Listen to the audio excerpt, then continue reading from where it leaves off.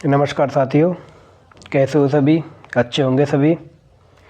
तो आज हम इस वीडियो में पढ़ेंगे राजस्थान के चौहान। देखो, ये जो वीडियो होगी आपकी, इसमें हम चौहान वंश को पढ़ेंगे और यहाँ पर जब इस वीडियो को आप देखेंगे तो आपके चौहान वंश से संबंधित मोस्ट ऑफ द चीज़ इसमें कवर होंगी और जिसको भी रिवीजन करना है उसके लिए ये बेस्ट है। और जिसको कोई एसटीसी का एग्ज़ाम देने वाला है या फिर जो अपनी सीईटी के देने वाले हैं 10+2 वाले या फिर उनके लिए बहुत ही अच्छी वीडियो है। और जो भी हमारे साथी रिवीजन के लिए या फिर पहली बार जो देख रहे हैं उनके लिए बहुत अच्छी वीडियो होने वाली है। चलिए स्टार्ट करते हैं। चौहान वंश।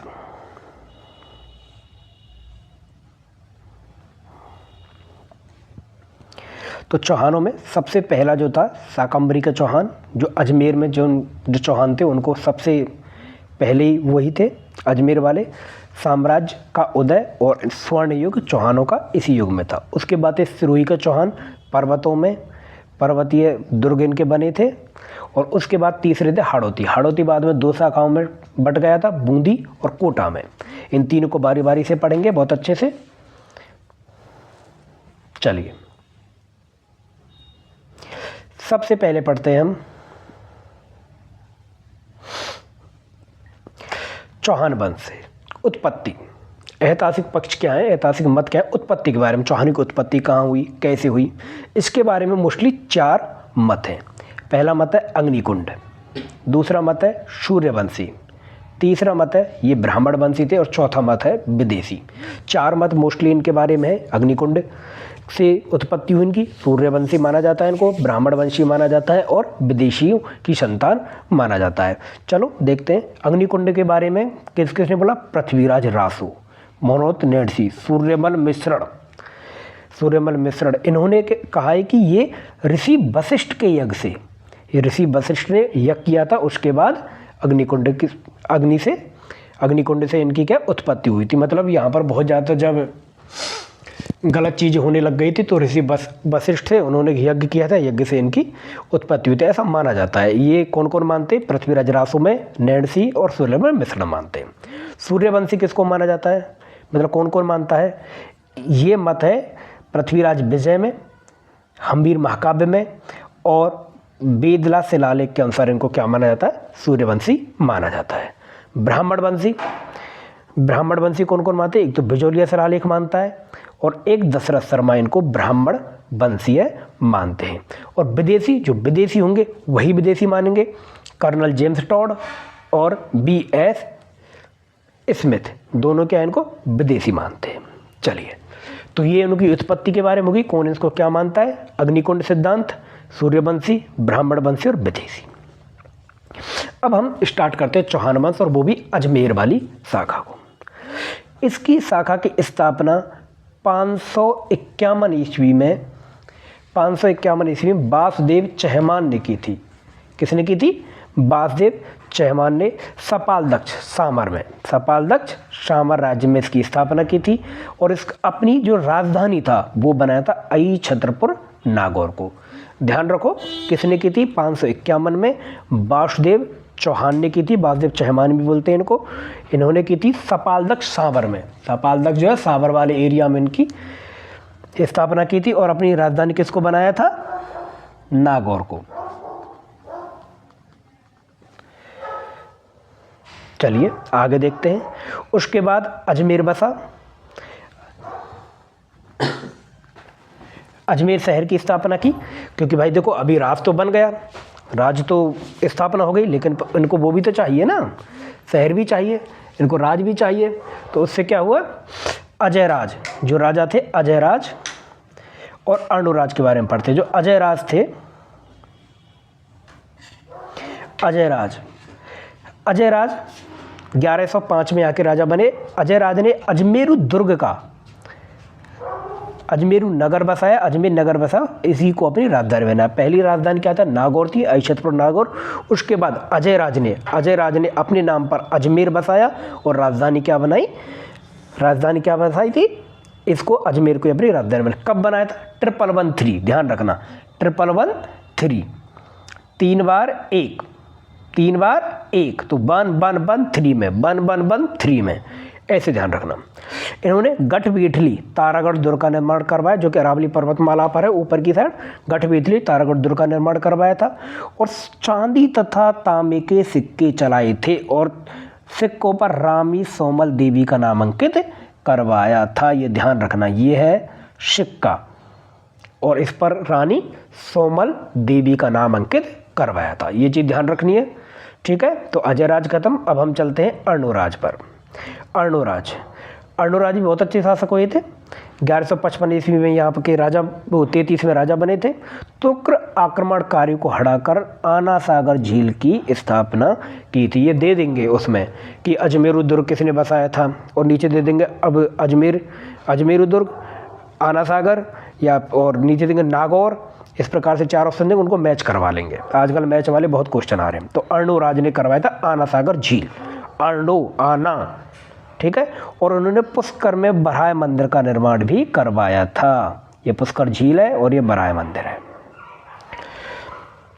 संरक्षक इनके जो अर्णोराज के वहाँ पर 2 बहुत ही प्रख्यात विद्वान रहे थे, देवबोध और धर्मघोष। देवबोध और धर्मघोष नामक 2 विद्वान रहे थे। ये भी इंपॉर्टेंट है, इसको भी ध्यान रखेंगे।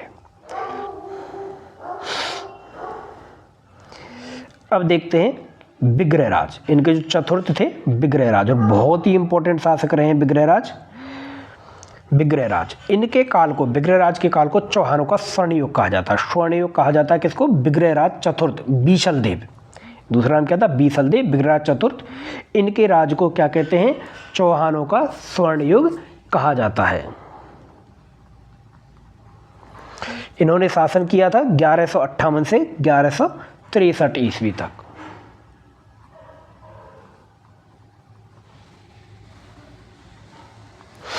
चलो, इन्होंने दिल्ली के तोमर राजाओं को हराकर दिल्ली पर अधिकार करने वाला प्रथम चौहान शासक था। जो बिग्रहराज चतुर्थ था, बहुत ही अच्छे शासक रहे थे। इन्होंने तोमर वंश था, उस समय दिल्ली पर राज कर रहा था। उनको हराकर सबसे पहले कोई राजा था चौहानों का जिसने दिल्ली को जीता था, दिल्ली पर अधिकार किया था। वो कौन थे? बिग्रहराज चतुर्थ। इनका साहित्य में योगदान देखते हैं। बिग्रहराज चतुर्थ खुद अच्छे क्या थे? लेखक थे, अच्छे कवि थे। इन्होंने हरिकेली नाटक की रचना की तथा ये विद्वानों को बहुत आश्रय देते थे। विद्वानों के इनके यहाँ पर बहुत ज़्यादा सभाएं चलती थी, इसलिए इनको उपाधि दी गई थी कवि बांधव की। ध्यान देना, हरिकेली नाटक की स्थापना किसने की थी? हरिकेली नाटक की रचना किसने की थी? बिग्रहराज चतुर्थ ने। और ये बहुत सारे विद्वानों को क्या देते थे? आश्रय देते थे। इसलिए इसी कारण से इनको कवि बांधव कहा जाता है। किसको? बिग्रहराज चतुर्थ या बीसल देव को। स्थापना, इन्होंने अजमेर में संस्कृत पाठशाला बनवाई, जिसे बाद में 2.5 दिन का झोपड़ा कहा जाता है, जिसको कुतुबुद्दीन ऐबक ने 2.5 दिन के झोपड़ा नाम में बदल दिया था। इन संस्कृत पाठशाला इन्होंने बनवाई थी। इनके दरबारी कवि कौन थे? सोमदेव। ललित बिग्रहराज के रचयिता सोमदेव इनके दरबारी कवि थे। ओके, तो हमने पूरा चौहान वंश की अजमेर शाखा पढ़ी। अजमेर शाखा में देख लेते हैं एक बार हम। अजमेर शाखा में सबसे पहले हमने पढ़ा 551 में 551 में हमने पढ़ा किसने? सबसे पहले वासुदेव चौहान ने नागौर, अही छत्रपुर नागौर में स्थापना की थी। और इसको नागौर को क्या बनाया था? सपालदक्ष में इन्होंने स्थापना की थी और नागौर को क्या बनाया था? राजधानी बनाया था। इसके बाद कौन से आते? अजयराज। इनके बारे में क्या क्या ध्यान रखना है? 1113 में इन्होंने अजमेर बसाया था, अजमेर दुर्ग, अजमेर नगर, अजमेर बसाया था और इसको अपनी राजधानी बनाया था। ठीक है। और गढ़बीठली तारागढ़ का निर्माण इन्होंने करवाया था, गढ़बीठली तारागढ़। इसके बाद थर्ड जो आएंगे वो आएंगे अर्णोराज, और इसके बाद जो लास्ट आएंगे वो आएंगे बिग्रहराज। बिग्रहराज के ध्यान रखना है, हरिकेली नाटक की स्थापना इन्होंने की थी, रचना की थी। इसके बाद अलावा इनको कवि बांधव बोलते हैं, और इन्होंने क्या किया था? कवि बांधव इनको बोलते हैं। ठीक है। अब हम लास्ट और जो सबसे इंपॉर्टेंट है वो देखते हैं। कौन? अंतिम हिंदू सम्राट इसका वो है पृथ्वीराज चौहान तृतीय। उपाधियाँ क्या क्या थी इनकी? राज्य वो 1166 में जन्म हुआ था, 11 वर्ष की उम्र में इनका राज्य अभिषेक हुआ था। इनको राय पिथौरा तथा दल पुंगल के नाम से इनको जानते थे। राय पिथौरा तथा दल पुंगल, विश्व विजेता, इस नाम से इनको जाना जाता था। पृथ्वीराज की दिग्विजय, प्रारंभिक दिग्विजय कौन कौन सी पृथ्वीराज की? वो थी नागार्जुन का दमन किया था। अपने चचेरे भाई नागार्जुन के विद्रोह को दबाया था। 1182 में भंडा नाको का दमन किया था, भंडा नामों को हराया था। और महोबा के युद्ध में महोबा पर विजय प्राप्त की थी। इन्होंने चंदेल शासक परमाद्रि देव को हराया था। और इस युद्ध में इनके जो सेना नायक थे आलार उदल वीरगति को प्राप्त हुए थे। क्या क्या चीज़ ध्यान रखनी है? अंतिम हिंदू सम्राट हैं और राजा से 11 वर्ष की उम्र में हुआ था। इनकी उपाधि क्या थी? राय पिथौरा, दल पुंगल, विश्व विजेता। प्रारंभिक जो इनकी विजय थी नागार्जुन को दमन किया था इन्होंने अपने चचेरे भाई का। उसके बाद भंडानाको पर विजय प्राप्त की थी और महुआ विजय 1182 में इन्होंने की थी, जो चंदेल शासक परमाद्रि देव को हराया था। ओके,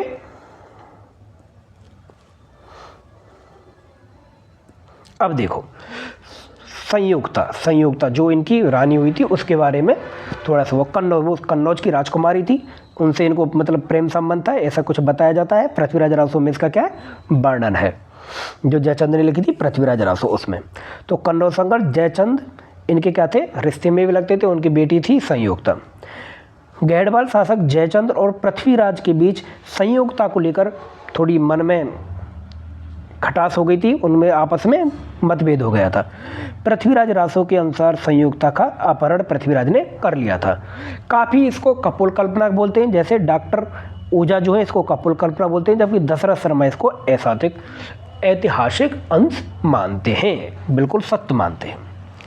उसके बाद देखते हैं पृथ्वीराज में गुजरात का संघर्ष।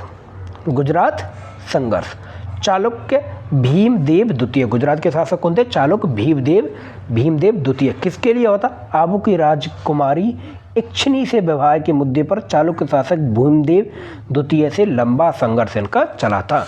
क्या हुआ था? गुजरात की जो चालुक्य शासक भीमदेव द्वितीय से आबू की राजकुमारी इक्षिणी, उससे विवाह को लेकर इनमें लंबा संघर्ष चला था। ओके, चलो अब देखते हैं बहुत ही इंपॉर्टेंट, जिसके बारे में मोस्टली लोग जानते हैं, एक बार इसको डिस्कस करते हैं। तराइन के युद्ध। तराइन के 2 युद्ध हुए थे। प्रथम युद्ध 1191 में, द्वितीय युद्ध 1192 में। प्रथम युद्ध, तराइन का प्रथम युद्ध 1191 में। विजेता पृथ्वीराज चौहान।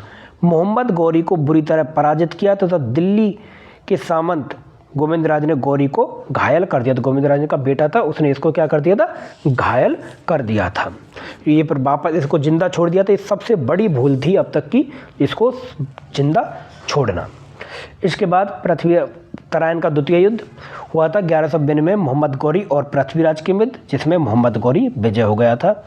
गौरी की बड़ी सेना और कूटनीति से पृथ्वीराज की पराजय हुई।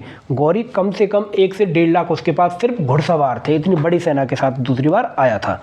और यह था, यहाँ से भारत में स्थायी मुस्लिम सेना की शासन की स्थापना हुई थी। इससे पहले मुसलमान आते थे लेकिन आके वो चले जाते थे, हाट जाते थे, यहाँ पर थोड़ी देर रुकते चले जाते थे।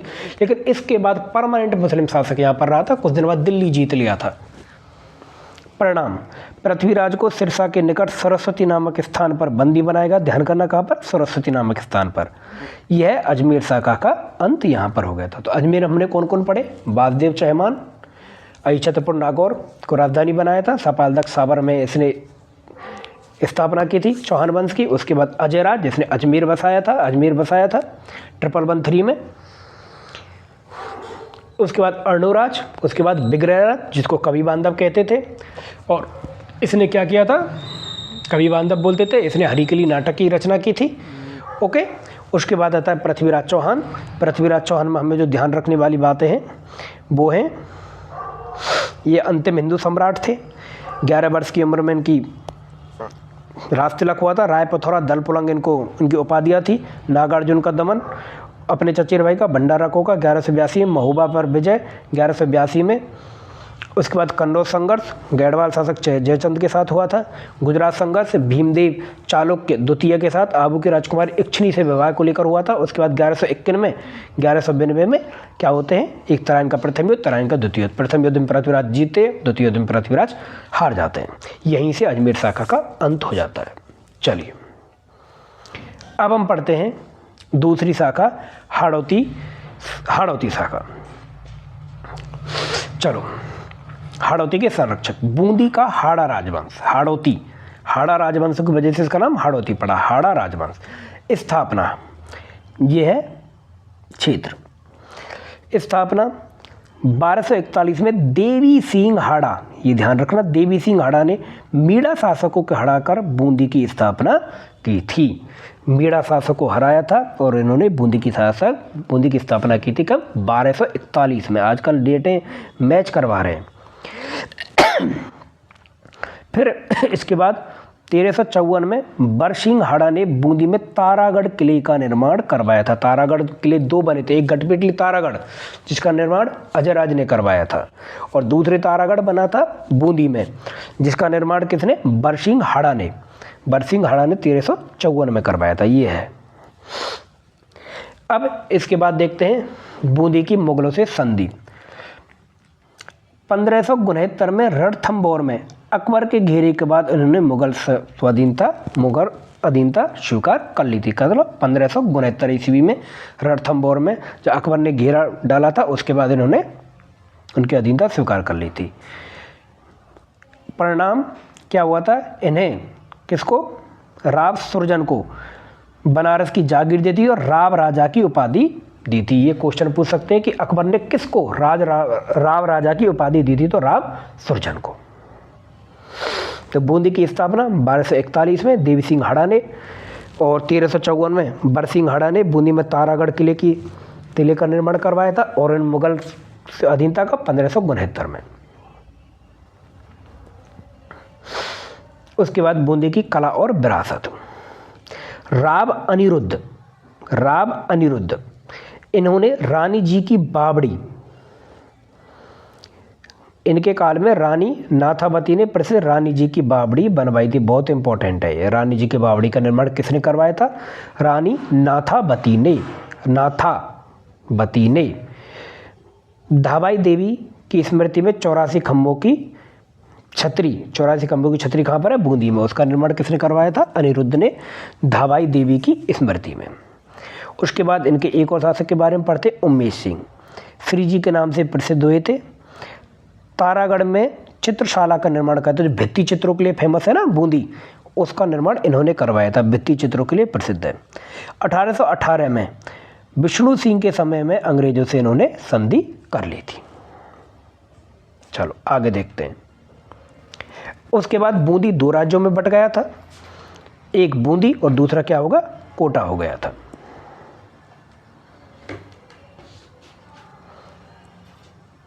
दूसरा कोटा। मुगल बादशाह शाहजहां ने बूंदी से अलग करके किसको? कोटा को बूंदी से अलग करके माधव सिंह को कोटा का स्वतंत्र शासक बनाया था। ये प्रथम रियासत थी जिसको तोड़कर मुगलों ने एक नई रियासत का गठन किया था। मतलब बूंदी से कोटा को अलग करके कोटा को स्वतंत्र राज्य बनाया था माधव सिंह के काल में, और माधव सिंह को वहाँ का क्या बनाया था? शासक बनाया था। राम मुकुंद सिंह, धर्मत का युद्ध हुआ था। ये एक्चुअली में क्या था? जो मुगल वारिस थे, मुगलों के बीच में मुगलों जो आपस में बेटे थे, वो आपस में लड़ रहे थे, औरंगजेब और दारा सिकों। तो उनके बीच में तो इन्होंने क्या किया था? औरंगजेब ने, जो राम मुकुंद सिंह जी थे, औरंगजेब के विरुद्ध शाही सेना में दारा सिकों के पक्ष में लड़ते हुए वीरगति को प्राप्त हुए। इन्होंने किसका पक्ष लिया था? इन्होंने लिया था दारा सिकों का, और ये उस युद्ध को हारे भी थे। और इन्होंने धर्मत के युद्ध में किसका साथ दिया? दारा सिकों का, औरंगजेब के खिलाफ, और ये उसमें वीरगति को प्राप्त हुए थे। राम मुकुंद ने अबली मीड़ी के लिए अबली मीड़ी का महल बनवाया था। अबली मीड़ी के महल की स्थापना किसने की थी? यहाँ पर किसने बनवाया था? राम मुकुंद ने।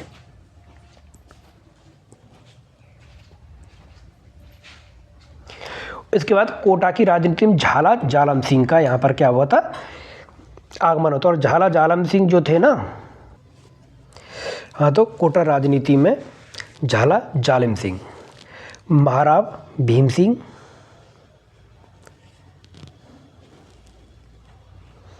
महाराव भीम सिंह यह था कि कृष्ण भक्त थे। कोटा नाम रखा, कोटा का नाम इन्होंने नंदगाम रख दिया था। कोटा की जो राजनीति उसमें झाला जालिम सिंह का नाम बहुत बड़ा है, उसके बारे में पढ़ते हैं, झाला जालिम सिंह के बारे में। मतलब बाद में राजा थे, लेकिन पूरे डिफेक्टिव राजा कौन था, झाला जालिम सिंह ही था।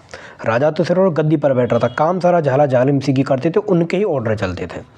झाला जालिम सिंह कोटा राज्य का वास्तविक शासक था। ये बंटवाड़ा के युद्ध में इन्होंने जयपुर के सवाई माधो सिंह को हराया था। ध्यान रखना, बंटवाड़ा के युद्ध किसके युद्ध हुआ था, कोटा और जयपुर के बीच। तो झाला जालिम सिंह ने उसमें लड़ाई की थी और झाला जालिम सिंह ने जयपुर के सवाई माधो सिंह को हराया था। उपाधि, इन्हें कोटा राज्य का दुर्गादास राठौर कहा जाता है। 1871 ईस्वी में इन्होंने अंग्रेजों के साथ संधि कर और कोटा करके कोटा की सुरक्षा को सुनिश्चित किया था झाला जालिम सिंह ने। इसके बाद सिरोही के देवड़ा चौहान। अब तक हमने क्या क्या पढ़ लिया, हमने अजमेर पढ़ लिया, हमने बूंदी पढ़ा, बूंदी के बाद हमने कोटा पढ़ा। अब बूंदी से ही कोटा अलग हुआ था, शाहजहाँ ने करवाया था। उसके बाद है सिरोही, लास्ट है सिरोही में देवड़ा चौहान रहे थे। सिरोही में कौन से चौहान रहे थे, देवड़ा चौहान। स्थापना, राब लुम्बा ने 1311 में 1311 में परमाणु से आबू तथा चंद्रावती को छीना था। 1425 ईस्वी में सहसमल ने सिरोही नगर बसाया था। 1425 में सहसमल ने किसको, सिरोही नगर बसाया था।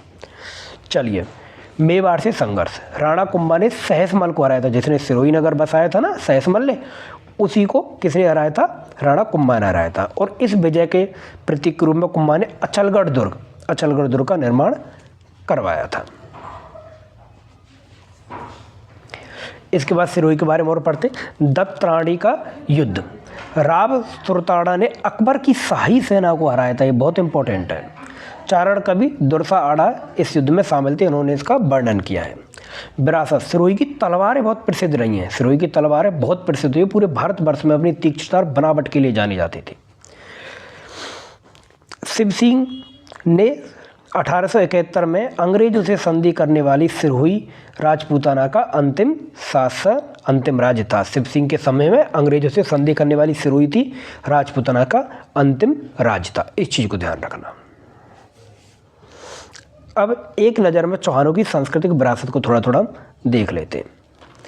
तारागढ़ दुर्ग का निर्माण 2 जगह हुआ था, एक तो अजमेर में हुआ था और दूसरा कहाँ हुआ था, बूंदी में। अजमेर में जो हुआ था वो अजय राज ने करवाया था और बूंदी में हुआ था वो बरसिंह हड़ा ने करवाया था। ध्यान रखना।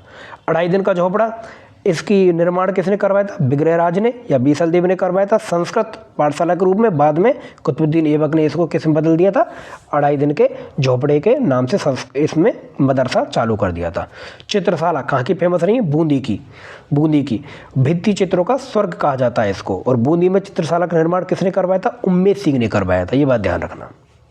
साहित्य रत्न, पृथ्वीराज रासो चंद्रमर्दी ने लिखी थी, पृथ्वीराज विजय जयनायक ने लिखी थी, हम्बीर महाकाव्य नैनचंद सूर्य ने लिखी थी और ललित विग्रहराज सोमदेव ने लिखी थी। हरकेली किसने लिखी थी, ये कोई बता सकता है, कवि बांधव के नाम से जो फेमस था, बताना किसने लिखी थी। हरकेली विग्रहराज ने लिखी थी या किसने लिखी थी, हरकेली किसने लिखा था, विग्रहराज ने लिखा था, जिसको कवि बांधव भी कहते हैं। सोमदेव ने क्या लिया था, ललित विग्रहराज।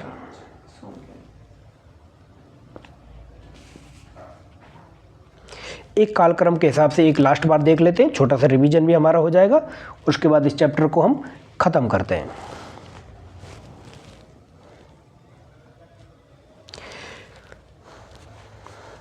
(551) में वासुदेव चैमान ने स्थापना की थी सपालदक्ष सांवर में। ठीक है। अजय राज ने 1113 में अजमेर नगर बसाया था। गढ़बीटली तारागढ़ दुर्ग का निर्माण भी इसी ने करवाया था। इसके बाद हुआ था अर्णोराज, फिर विग्रहराज, इसको कवि बांधव बोलते हैं, स्वर्णयुग था ये चौहान वंश का। इसके बाद हुआ था जो अंतिम हिंदू सम्राट पृथ्वीराज, उसके समय पर 2 युद्ध हुए थे मेन। 1191 में तरंग का प्रथम युद्ध, 1192 में तरंग का द्वितीय युद्ध। प्रथम युद्ध में हार जाते हैं, द्वितीय युद्ध में, प्रथम युद्ध में जीत जाते हैं, द्वितीय युद्ध में पृथ्वीराज चौहान हार जाते हैं। इसके बाद 1241 में बूंदी की स्थापना देवी सिंह ने की थी। उसके बाद 1311 में राव लुम्बा ने सिरोही की स्थापना की थी। 1631 में कोटा को स्वतंत्र राज्य बनाया था। कहाँ से? बूंदी से कोटा को स्वतंत्र राज्य बनाया था शाहजहाँ के काल में, और माधो सिंह का इसका क्या बनाया था? राजा बनाया था यहाँ का। 1871 में अंग्रेजों से इनकी क्या हो गई थी? संधि हो गई थी। 1891 तक, 1817 तक सभी जितने भी चौहान वंश के वो थे, जो उनकी संधियाँ हो चुकी थी अंग्रेजों से। चलिए, ये था आपका चौहान वंश, जिसमें हमने पढ़ा था अजमेर के चौहान, बूंदी के चौहान, कोटा के चौहान और कहाँ के? सिरोही के चौहान। ठीक है, आगे मिलते हैं दूसरी वीडियो में। धन्यवाद। अगर हमारी आपको वीडियो अच्छी लगी है, इसी प्रकार की वीडियो हम आपके लिए लाते रहेंगे। इस चैनल को सब्सक्राइब कर, जिससे हमें मोटिवेशन मिले और भी अच्छा कंटेंट हम आपको लेके आए। धन्यवाद।